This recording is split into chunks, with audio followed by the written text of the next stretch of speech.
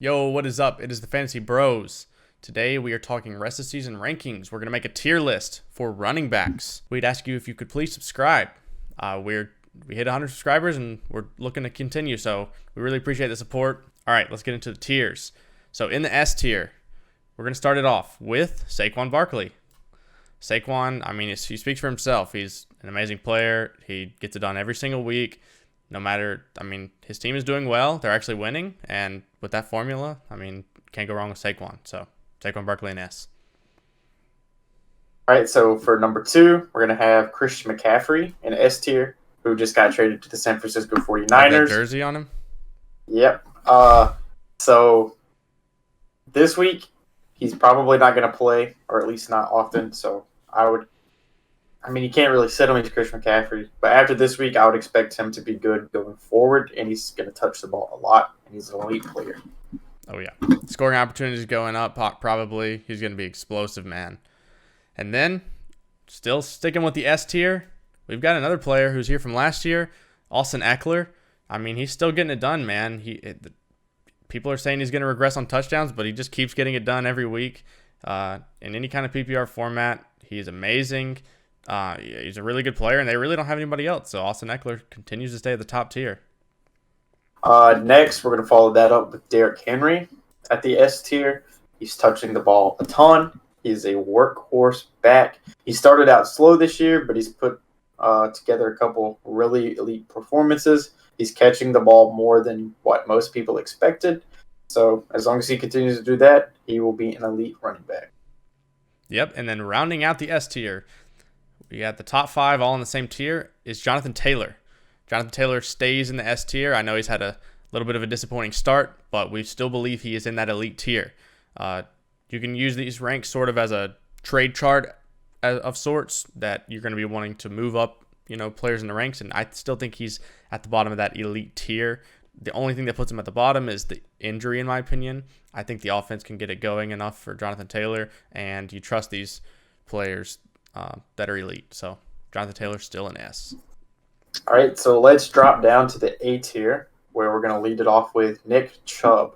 So since we do PPR formats, this is half PPR rankings, but Nick Chubb's value mainly comes from running the ball. He very rarely catches the ball, so he's not as valuable in PPR type formats. But he has been elite so far this year. He's been insane, but his schedule has been the easiest schedule for running backs thus far.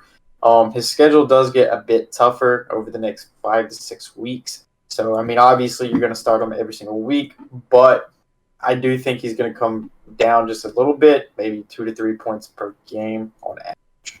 Yeah, he doesn't. The only thing that puts him in A is that he doesn't have that floor that like an Austin Ekeler or a McCaffrey does, being in the passing game. But he still is a player that you absolutely want to line up every week because he has explosive potential. There will be weeks like just happened that he will have his down weeks, which puts him in A, but he's still an amazing running back, one of the best players in the league. And following that up, we've got Leonard Fournette in A tier. He looks like he actually is going to be he's going to have a super good floor. He is a huge part of this passing game. Tom Brady loves checking it down, and he, in half PPR or PPR, he just gets it done every week, man. He's getting sometimes double-digit targets, and I don't really see it changing, barring an injury. So, yep, Leonard Fournette in A tier. All right. So our next guy is going to be Dalvin Cook. He hasn't been insanely good this year yet. He's had a couple great games based off touchdowns, but he's in an excellent offense. The schedule's pretty easy. It's not overly complicated. Good offense equals good. A lot of scoring opportunities, good schedule equals better for him. So that's why we have him as our third running back in the A tier. Yep. Still trusting Dalvin Cook, even though it's been a bit of a rocky start. And then we've got Alvin Kamara. Now, Alvin Kamara is one of those guys who hasn't scored a lot this year, but he's still getting it done. He's an extremely talented player, just like all of these guys in S and A tier, in these top 2 tiers. They're all elite players on the field, so we trust these guys. We're not just riding off of a couple of big games. These guys are elite talents in the actual NFL, and Alvin Kamara is that as well. If he can get his touchdowns up, he could even move up this list for me. Next, we got Joe Mixon in the A tier. He is touching the ball a lot and often.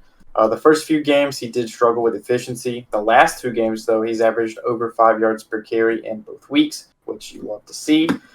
Touchdowns are starting to come more and more for him. The offense is figuring some things out. They're moving the ball better. I think the offensive line is starting to click, but he's still touching the ball almost more than any running back there is. So you're going to start him every week with confidence, and he has a good PPR floor with how many catches he's got.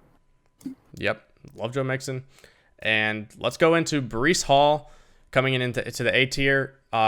This guy is another guy who could easily move up. He could even be at the S tier at the end of the year. Only thing that puts him down here is I don't necessarily trust that team just yet, and the schedule does get a lot harder for him. It's been pretty easy thus far, and he has a stretch of games coming up that are a little bit tougher, but if you can stick it out, he has an elite playoff schedule, fantasy playoff schedule. So if you are a team who has a really good record and you can stick it out, I would be targeting him in trades. Even if you have to trade up another one of these A-tier guys, he could absolutely win you a league in the fantasy playoffs.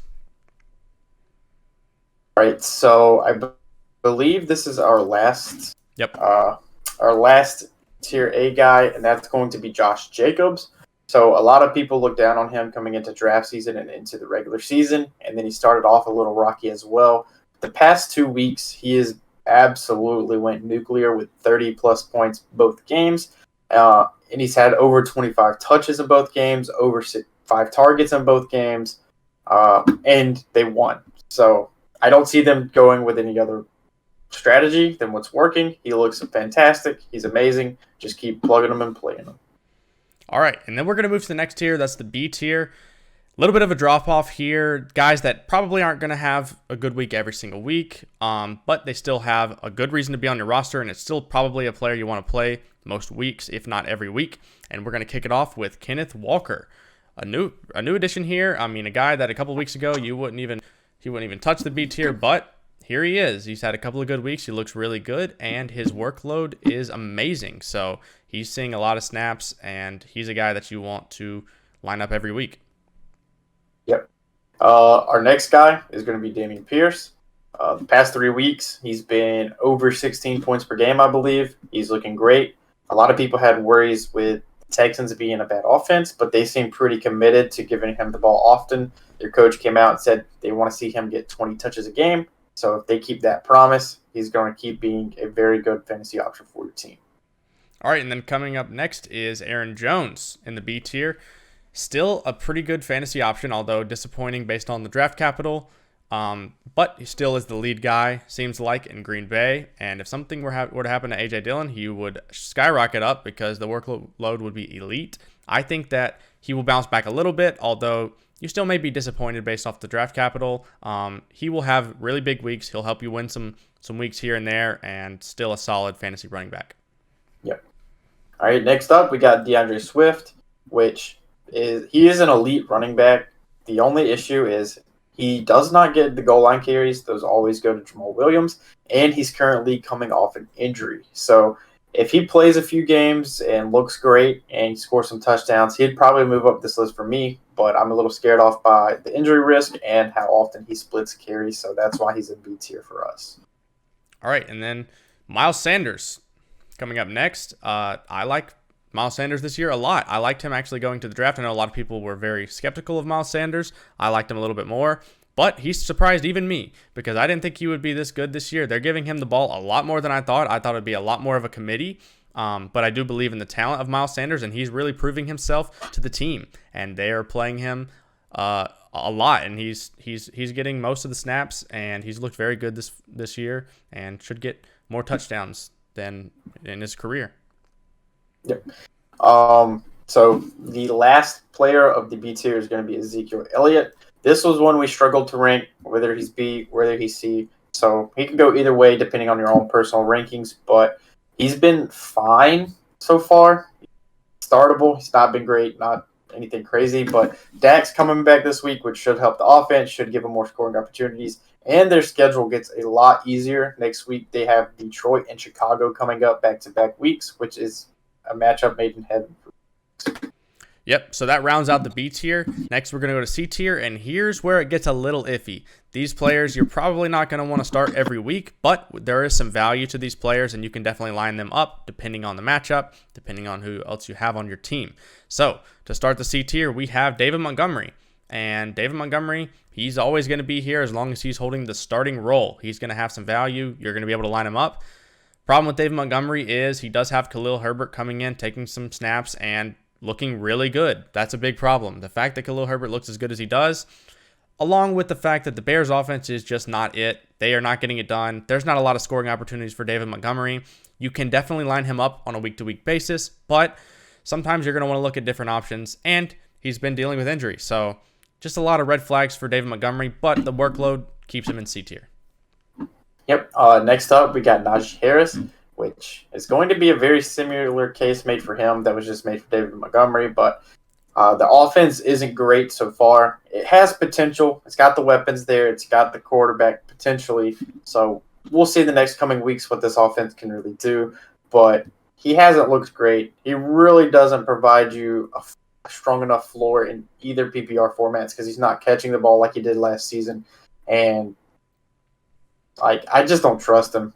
I don't think there's ever going to be a matchup where you're happy to start Najee. Yeah, with these C tier guys, I'm looking to upgrade these guys into someone in the B tier package trading. So that's going to be a common theme, is just some red flags for these C tier guys, although their workload is pretty good. All right, next up, we have Rhamondre Stevenson in the C tier. Rhamondre Stevenson looks pretty good on the field, as he always has, but they're always going to want to split the carries in New England. Damien Harris is getting a little healthier, and he's definitely going to eat into Rhamondre's workload, but they could limit Damien Harris, and he should have some value.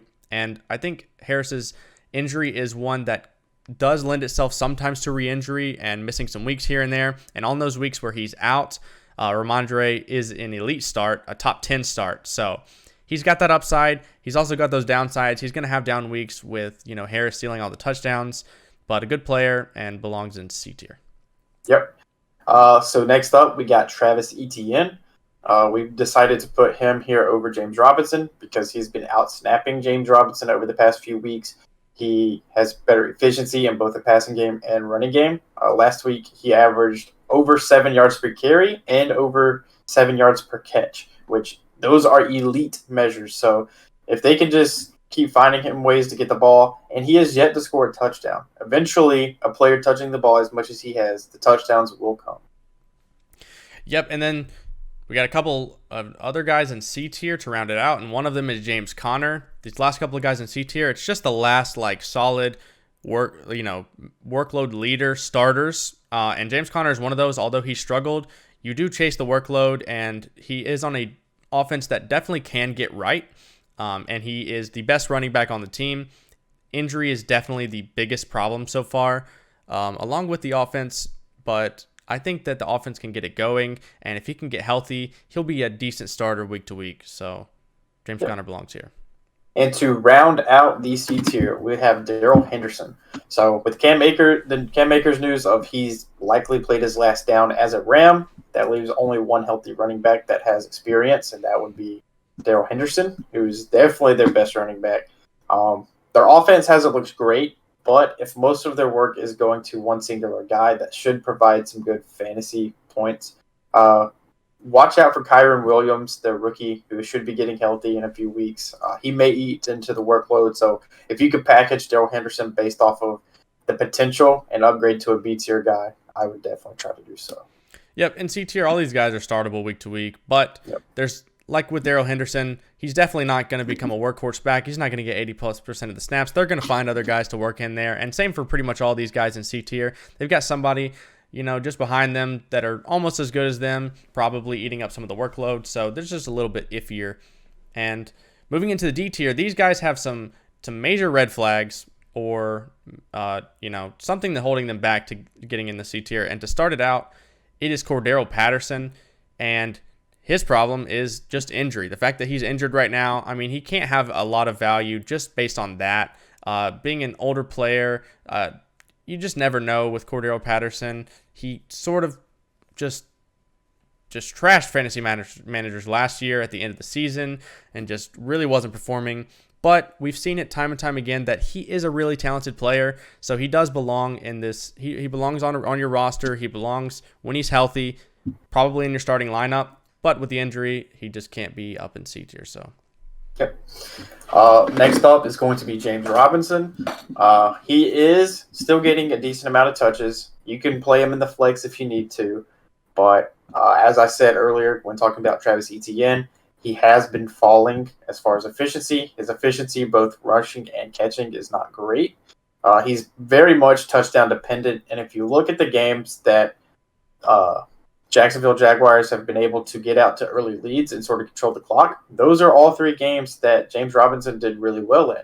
And the games where they've been trailing or, neutral, those are the games that he has not done well in. So you're pretty much hoping that the Jaguars are winning whenever you play James Robinson.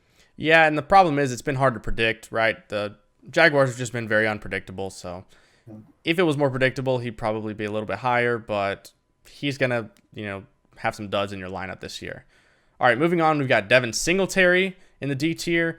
Devin Singletary, pretty good player, definitely better than most people thought going into the year, but that offense runs through Josh Allen. He's going to be taking most of the touchdowns there. They really don't use the running game that much at all. However, he is still the backfield leader, and there still is going to be a lot of scoring opportunities for him. I don't know how much is going to come to fruition, but you can definitely line him up on a week-to-week basis. He's on a good offense. He's a decent player. Yeah, the next up is going to be Raheem Mostert. Pretty much whatever you just said about Devin Singletary applies here. With Tua coming back this week, he's going to be on an elite offense. He's getting over double-digit touches a week, which is fine for a lower-end starter/higher-end flex option. He's in an explosive offense where they should have scoring opportunities, so just fire him up and hope for some touchdowns. All right. Continuing the D tier, we've got Kareem Hunt. He's actually been a little bit of a disappointment this year, but I think that he'll have some good weeks here and there. I think, he's still getting a lot of the workload, obviously behind Nick Chubb, but there will still be Kareem Hunt weeks. I know it's been disappointing, but he's a player that you can flex or bench. He's not a must-start by any means, but he's a player who can go and get you 25 points on a week. You never know. So he still belongs somewhat in a startable tier. And rounding out our D tier is going to be Clyde Edwards-Helaire. I hope you listened to us a couple weeks ago when we said he was the biggest sell high, and I hope you were able to sell him then as his value has dropped. But we put Clyde here. He doesn't have crazy value outside of touchdowns, but he just so happens to play in one of the best offenses that likes him around the goal line. So he has gotten a lot of touchdowns, but he is a touchdown or bust player. He does not get much fantasy points outside of touchdown. And I have a hard time trusting that role just because some of the other players I think are as good, if not better than him. So I could see that on any given week that, three-headed monster could shake out in any different direction and he could just be missing out. And we've seen that in the past couple of weeks. But that moves on to the next tier, which is going to be a tier that you're really not going to want to start unless there's a really good matchup or some of these players would just need an injury to happen ahead of them and they would become elite. And we're going to start off with Tony Pollard. Now, Tony Pollard, he actually does get the ball a decent amount, so he is somewhat startable. But he would become elite if Zeke were to go down, and so he definitely belongs at the top of this tier. I'm not starting this guy every week by any means. I think this week you can start him, but it's going to take a little bit before he becomes, a starter most weeks. Yep. Next up, we have A.J. Dillon, who had a lot of hype coming into the year and really took off week one. And then ever since week one, he has been really, really bad. He's hurt you a lot if you've had him in your lineup. So I don't really trust him a single bit. The only way I would play him is if Aaron Jones goes down, which is a possibility because he's missed games both the past two seasons. So really, he's just a handcuff stash at this point, in my opinion. I would not trust him in my lineup unless you just have a bipocalypse or something. Yeah, another guy who could be elite if Aaron Jones were to get injured. Yep. So you want that kind of guy on your roster. Definitely not a drop. None of these guys are. All right, moving on, we've got Brian Robinson coming off a pretty good week. He's had a pretty good start based on what was expected of him coming off of his injury, his tragic injury. And he got a touchdown last week. I don't necessarily trust it. He looked okay at best. I mean, he didn't look great. He's not running away with this job unless something changes. He definitely has a path forward to where he could move up the tiers. But for now, I don't trust the production. I think he's going to be a very hit or miss guy. And I'm looking for other options in my starting lineup right now. Yeah. All right, so next up we have Jamaal Williams, who has shown that when DeAndre Swift is out, he is able to produce very, very well. And it so happens DeAndre Swift misses a lot due to injury. So you always want to keep Jamaal Williams. He does have slight standalone value due to his goal line role, but that's not something you can trust every single week. But you need to hold him on your lineup just in case DeAndre Swift gets hurt again, and he will have that RB1 upside just like he had previously. And then rounding out the E tier, this would be the last of the tiers of the guy that I want to start. It's Damien Harris. If he can get healthy, he's definitely a player you can start week to week. I mean, his talent is on par with Rhamondre Stevenson. Problem is literally only the injury. Before that, I mean, he was on pace to get a lot of touchdowns this year. And like I said, the only thing holding him back is injury. So if he can get back to healthy, he could move up. I could see him moving up a little bit. But for now, he's a little bit of an iffy fantasy asset. Yep. All right, and to start off the F tier, we have Melvin Gordon, who you do not want to start at all, but he projects to be the starter, considering their coach came out and said that he is their starter. We'll see if that's fake news or not, but he at least is a running back that could project to be a starter. So you can need him on your team if you're running back needy, but this is not someone you should trust in your lineup this week. Yeah, and then F tier, these guys are mostly just, you could start them, but they're really just guys that you want to hold on your bench right now for the most part to see what happens. That's kind of what I'm thinking about the F tier. And then next we got Khalil Herbert, definitely a player I want to hold. This is a very rosterable player, very talented player. We've seen when David Montgomery goes out, he gets it done for fantasy. But now that David Montgomery is healthy, you can't really line him up. I mean, you could and hope for the best, but you don't want to start him. So barring injury, doesn't have a ton of value. Yep. Pretty much same thing for the next player, who's Alexander Mattison. He's a high tier handcuff. Dalvin Cook were to go down, we know Alexander Mattison can step in and produce. He's done it plenty of times before, so always good to stash him on your bench. And then our last player, rounding out our tier list. The last player that we have in the F tier is Rachaad White, and we include him just because we think he should be rostered in most, if not all, leagues. Yep. And after these guys, it becomes iffy on who you should roster. So pretty much after that, their trade value is next to none. Rachaad White does have some value. You could definitely trade him to the Fournette owner because should Fournette go down, he could see an absolutely elite workload. I mean, the amount of passes that are going to running backs right now in Tampa Bay is amazing. He's actually getting a little bit of points as the backup right now. Just imagine what could happen. He's the clear handcuff right now for Leonard Fournette. So has as much value as these other handcuffs and is one of the top tier handcuffs. And that rounds out our tier list. So if you guys like the video, please like it. Subscribe to the channel to see more. We'll be doing more of these tier lists if you guys support the content. So just let us know what you think and we'll go from there. But we appreciate you guys for watching. We have been the Fantasy Bros, and we are out.